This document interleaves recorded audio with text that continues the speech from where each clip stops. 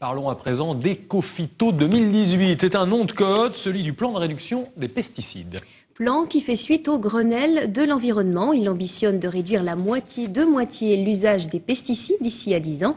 Cela induit des pratiques agricoles nouvelles avec des conséquences sur certaines cultures maraîchères et arboricoles.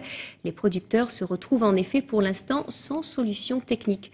Le reportage de Marie-Christine Dupé et Frédéric Grinchec. 3 ceps de rang qu'on a remplacés, 3 ceps sains. Et puis là, je vois qu'on arrive sur un cep qui avait encore un bras qui était valide l'année dernière. Donc on lui a mis une petite branche fruitière. Et puis cette année, voilà, c'est crevé. Donc le cep entier est mort, tout est sec. Des souches ainsi détruites par les maladies du bois, il y en a des centaines dans tout le Val-de-Loire. Depuis le retrait du marché fin 2001 de l'arsénite de soude, un produit hautement toxique pour son utilisateur, aucune solution alternative n'a été trouvée. Des impasses techniques qui concernent aujourd'hui de plus en plus de production, car chaque année, la liste des molécules interdites s'allonge, pas moins de 21 à la fin de l'année.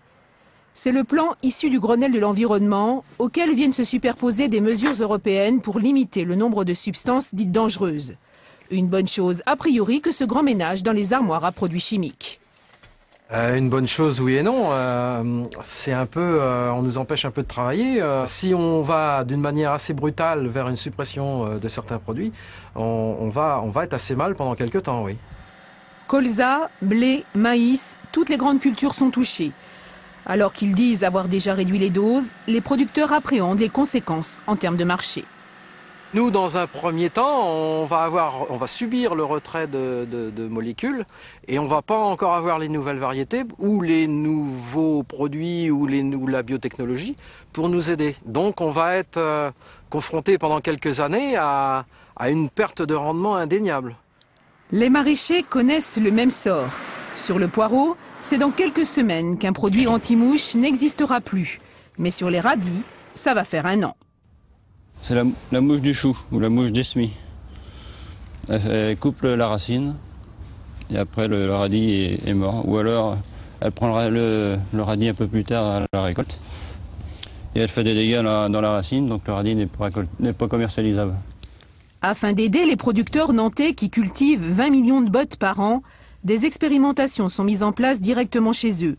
Des essais chimiques portant sur les doses, les semences, les sols, mais aussi physiques avec la pose de filets peu concluante. Même si parfois on peut limiter la pression en mouche, le souci c'est que ça accélère d'autres maladies, notamment des champignons, du mildiou que tout le monde connaît. Et puis du coup, comme en radis on n'a pas non plus de solution pour pouvoir traiter le mildiou, on ne fait que déplacer le problème de la mouche vers le mildiou.